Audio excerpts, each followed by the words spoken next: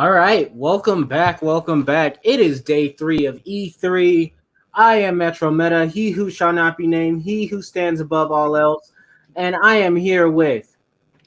A man who's in good spirits. Let me just say, Nintendo delivered already.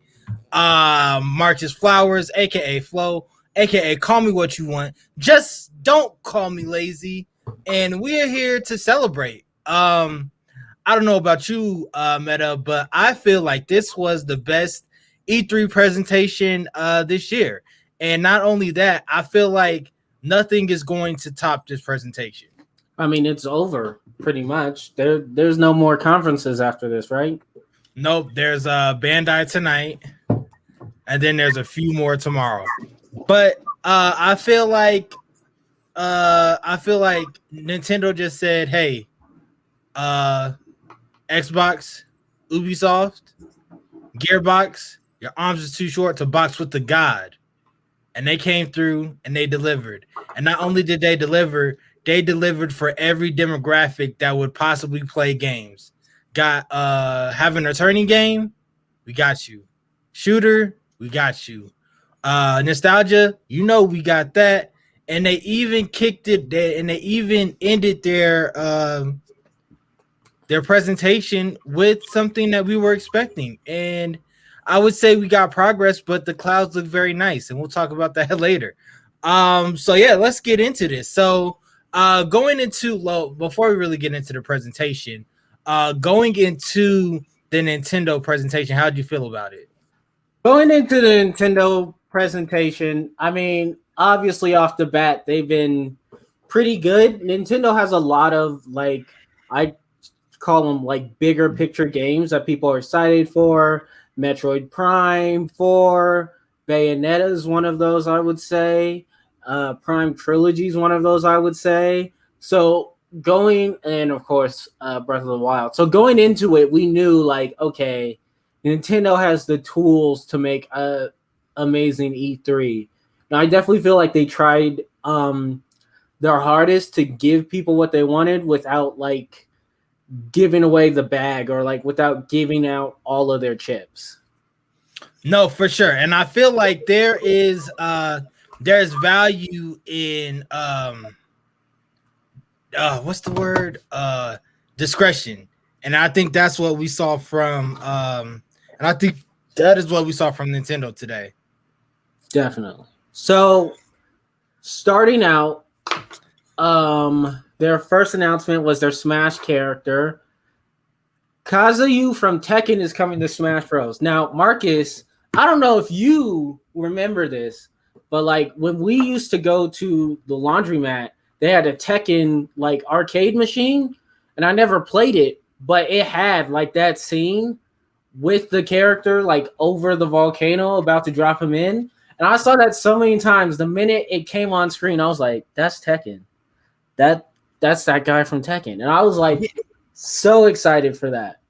Yeah, and it was definitely a more interesting thing to do just because they didn't have to. They normally throughout these conferences that always start off with a game that will set the tone. But I feel like this downloadable character that's coming to Smash, which is I would argue to say one of the most popular fighting games, that set the tone for the rest of the presentation. And something like that just opens doors for more Tekken characters along the line. So I'm definitely excited for that. I actually, when it started, I was screaming and going crazy, and then I thought, I actually have not played Tekken or Smash in a while, so I gotta brush off my skills so I can be ready for that downloadable content, which comes out June 28th. So I'm definitely looking forward to that. Yeah, it's definitely gonna be interesting. I mean, I think this is the last Smash character of this DLC round, so we're gonna have to see if they do another DLC group, or if they're saying we're done for now. I mean, out of the big fighting games, you have of course Smash, Street Fighter, Mortal Kombat, and Tekken, and so we have Street Fighter and Tekken in Smash Bros. My only question is how long till Mortal Kombat gets in there? But we're gonna have to I see. I don't think Mortal Kombat will go in there just because it's a different studio. Well, they're all I different studios. I just think we're far from that universe. Possibly, but I doubt it, especially with Mortal Kombat 11 doing so well. There's really no need for them to branch off and onto other games for their DLC content. All right. Well, we'll see. We'll see. It'll be. But yeah, once again, Kazuha comes to Smash on June 28th. Next up, one of my favorite games, Life is Strange, remastered, will finally be on the Switch. How did you feel about just hearing that? I was honestly surprised that Life is Strange wasn't already on the Switch. Yeah, Type of a fan base that I figured it would have been in there. Yeah, no, and I also just thought Life is Strange the series, like I did look for it on the Switch before, and I thought it was just a matter of time, but not only is the entire series going to be on there, they're having another game on there called Life is Strange True Colors. You saw True Colors. What did you think about it? It's interesting. The main character has different powers as opposed to the first one. I'm definitely interested to see where they go. The first one had a big emphasis on choices, and I feel like this one is a bit more about just discovery, and I want to see how they change it up with this sequel. Right. No, for sure. Next up, I talked about this a few days ago about how I would never fall for the okie doke with the Marvel Ubisoft game, and I would not trust Ubisoft to with the Guardians of the Galaxy in space. However, when I saw it on the Switch, I was like, you know what? I may waste my time on that. That's something I can waste my time on. I can waste my time with Guardians of the Galaxy on my Nintendo Switch. It's not too much of a heavy burden. It's not too much of a lift. Very easy. So I'm thinking I'm leaning towards purchasing that. Well, this is the cloud version of it, which means it's not going to be native to the Switch, but it is interesting to see them lean towards this more. We've seen it with Control and a few other of the more powerful titles where it's like, can we really get this on the Switch without like breaking our backs? And so I'm interested to see how well this does in general, because I feel like it has a lot of promise, and I feel like if they can get this cloud version of the Switch to get off the ground, it'll open the Switch to way more games. Right. And also, I say when Marvel has a title on Switch, it usually doesn't miss. With Marvel Ultimate Alliance 3, that's an amazing game, and I love that game. I still play it today. But next up was 32 players, cross-platform, Worm Rumble. How did you feel about that?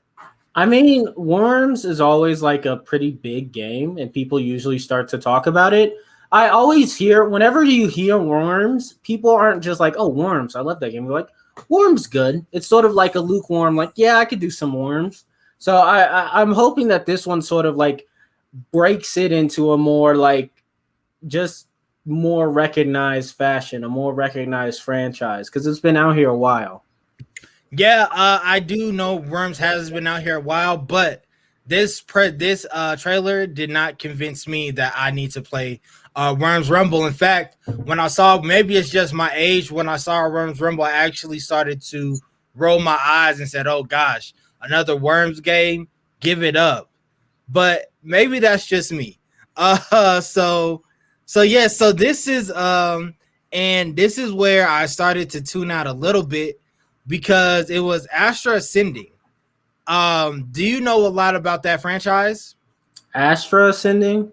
Yes. No. Okay, so that game comes out on 10/30 of this year. But from what you saw, would you play Astra Ascending? Probably not. There's only really a few games I have my eye on here. Okay, cool. Next up was something we both have experience in. I also was like, oh, why would I want to play a game that I'm currently still paying for nearly 10 years later? 2 Point Campus.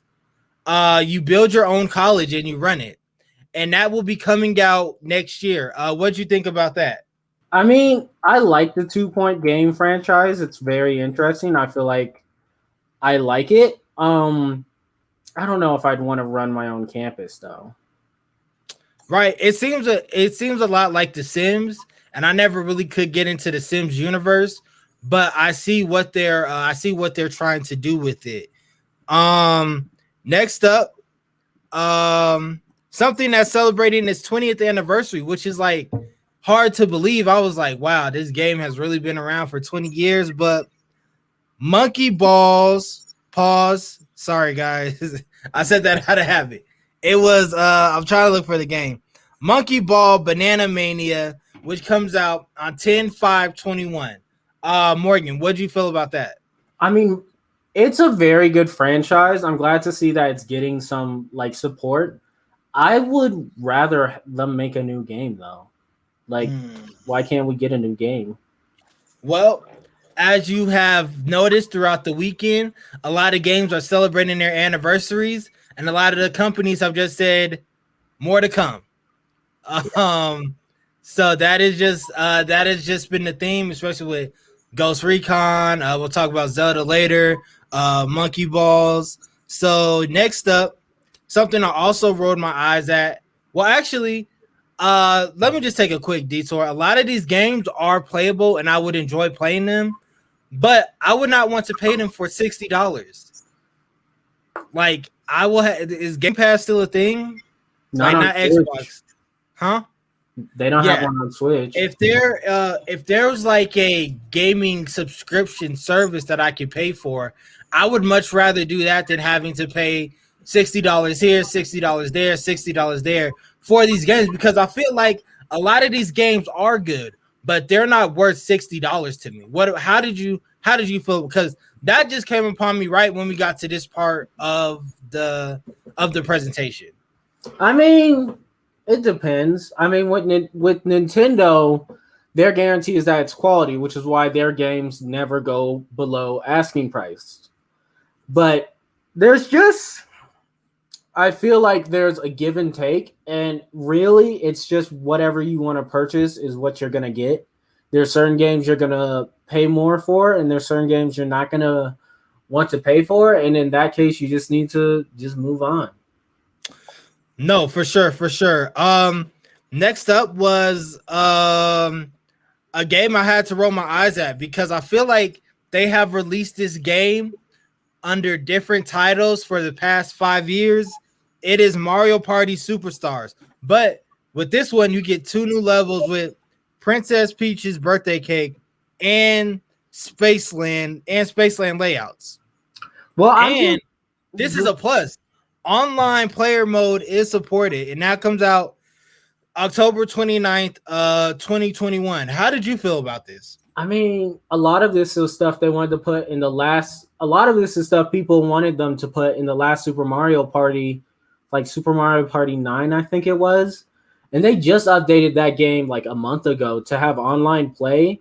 So it feels like they were sitting down there like we could either put this in the last game we put years after release or just wrap it up and put it in a new release, and they just said new release because people are going to purchase Super Mario Party. And I think it's a party game, and I think me and you, we don't have the benefit of, we haven't gone to a party where people play Super Mario Party. If you go to those events or watch those live streams, they're a lot of fun and they're a lot of interesting. So I feel like you have to be in that sort of like environment in order to truly appreciate Super Mario Party. No, for sure, for sure. So yeah, next, I completely agree with that. I think just like Super Mario Party just isn't my flavor, but I do get it. Next up, one of your favorite franchise, Morgan, Metroid 5, I've never Metroid, played the Metro. Metroid Dread. This is the first. 2D Metroid game in 19 years.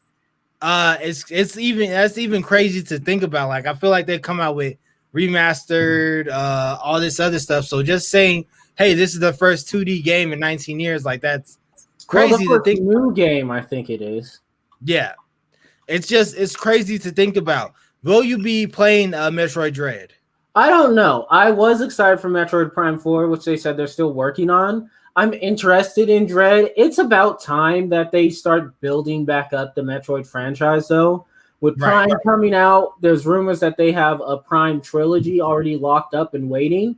So I feel like this is a good way for them to like build up this franchise so that Metroid can truly be like, because Metroid's a tempo of Nintendo. It helped create its own genre. It should be on the same level as like Zelda and Mario. And Pokemon and So I feel like this is the first step to them being like, all right, Zelda's speaking with her chest now. right. No, for sure.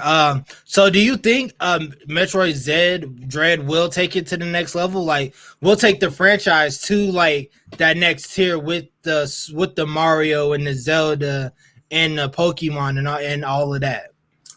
I don't think Metroid Dread will do that. It'll certainly build up a huge fan base on the Switch. I feel like when they drop that new Prime, that's when it will truly be speaking with its chest.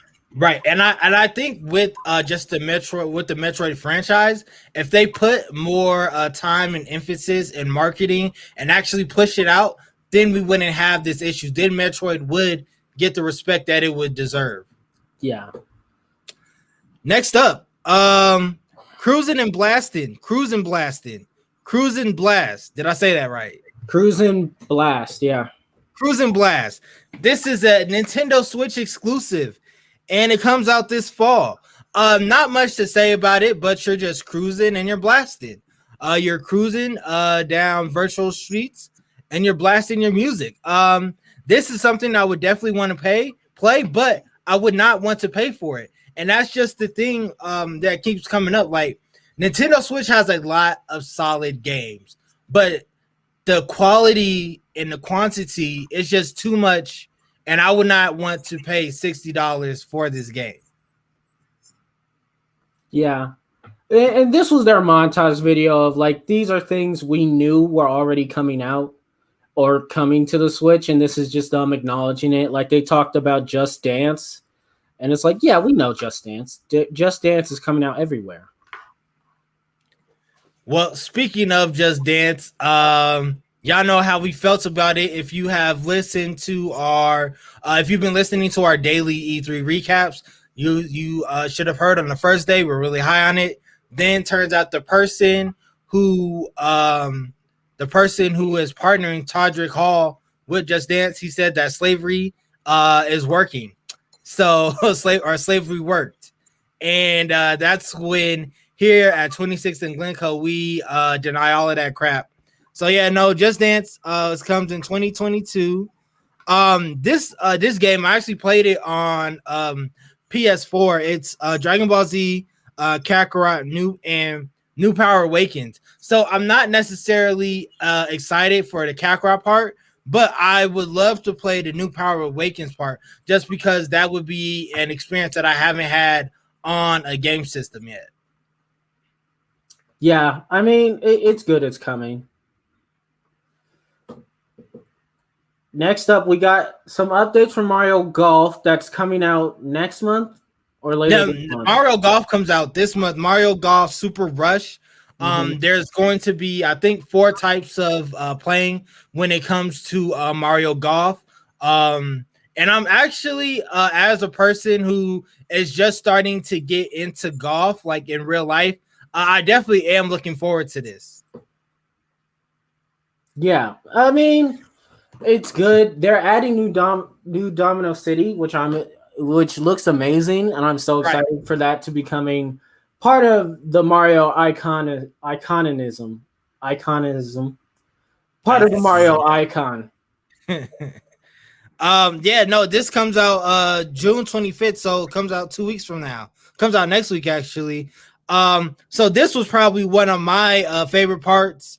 Monster Hunter 2 Wings of Ruin, 7/19/21. So that's next month.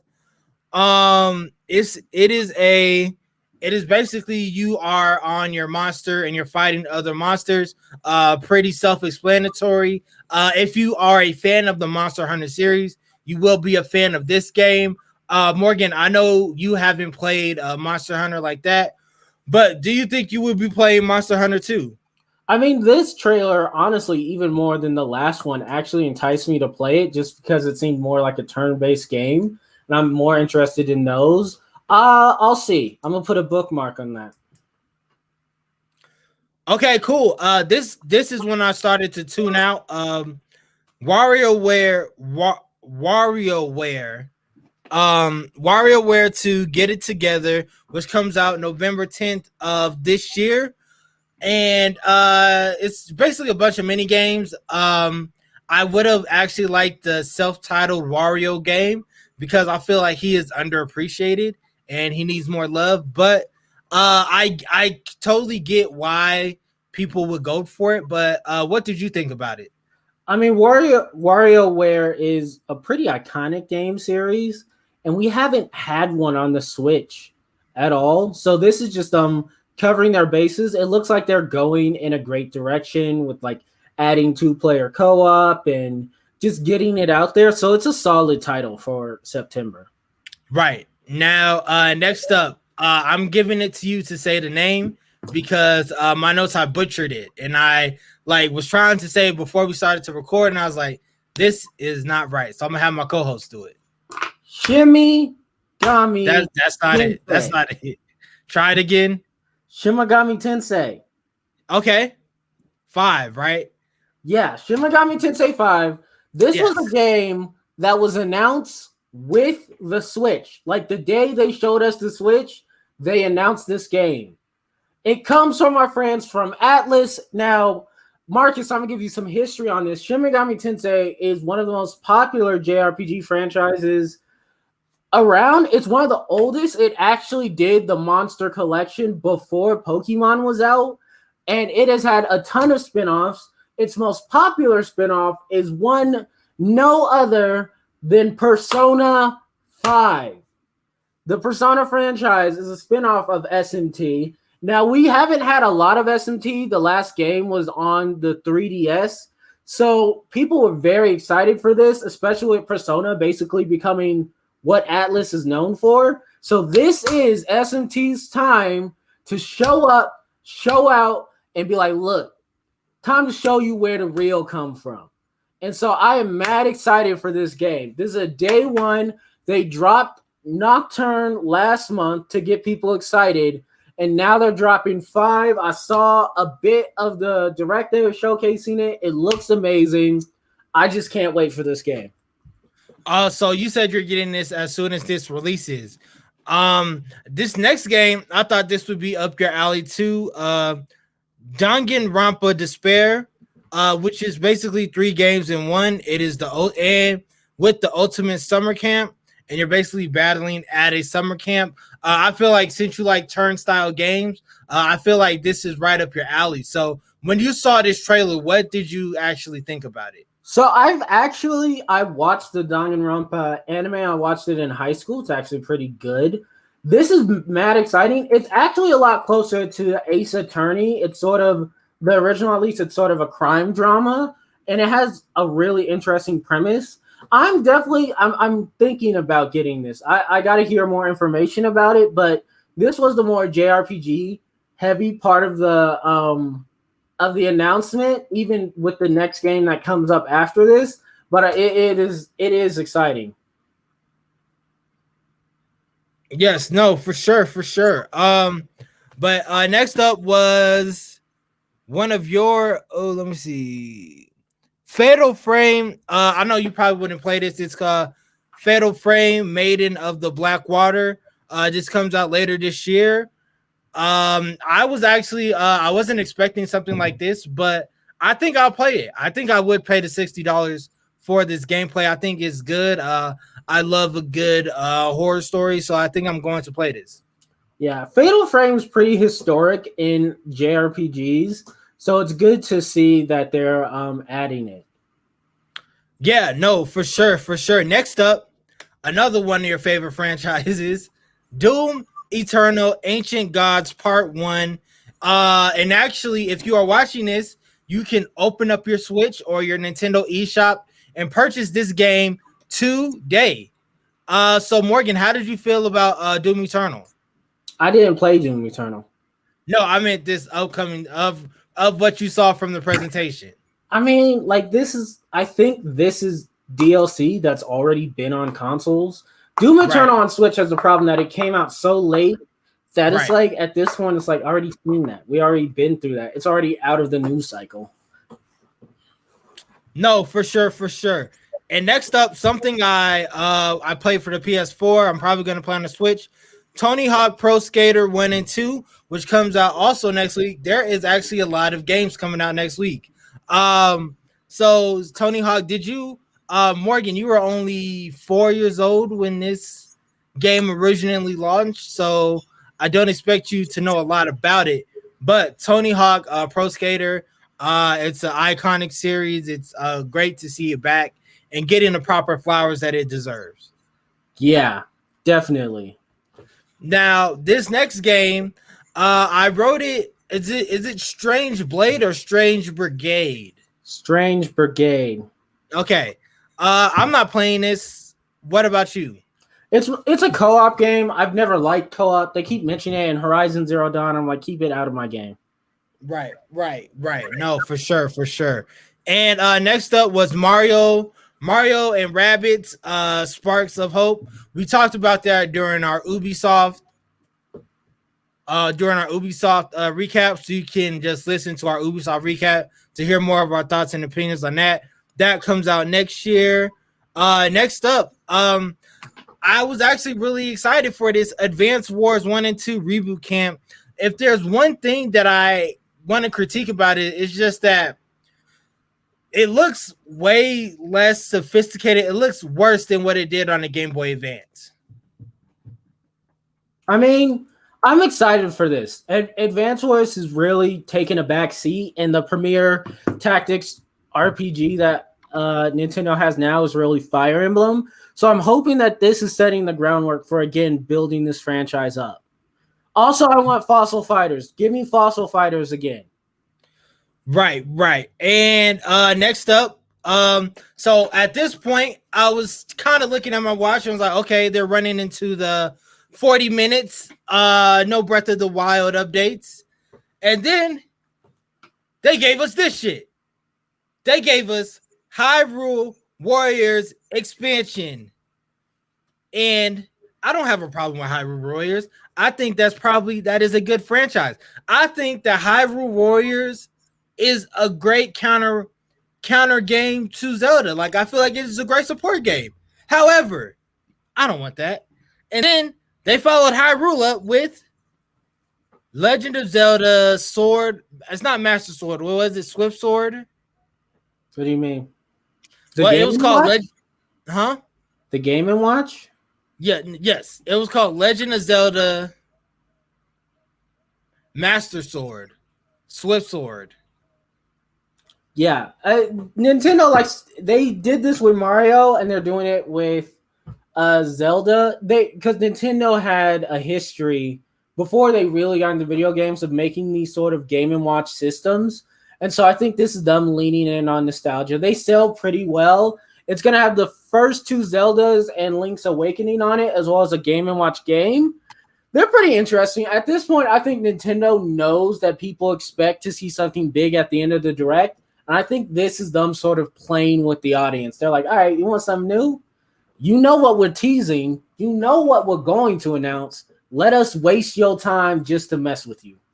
And let me tell you, this Zelda 35th anniversary Game & Watch system is trash. You know what? Take all of these concepts of looking of like you're playing in the emulator and throw it away. Like, I feel like it is lazy, it is irresponsible, and myself as a consumer, I feel like consumers in general, we deserve more than lazy, thrown together crap like that. Oh yeah, here's the game, but wait, it's not gonna be full screen. And wait, you're gonna be able to play it on something that collectible looks like idea. It's just a collectible, Marcus. You're taking it too seriously. No. It is well. Okay, this is what I'm saying. This is going to cost $60. So No, I don't know. It is. I don't know about you, but my $60 will not go to no shit like this. Let me make myself clear. Zelda 35th Gaming Watch. If this is not free day one, then we have some issues. Something like this, something of this magnitude is because this is like, you're don't piss on me too seriously.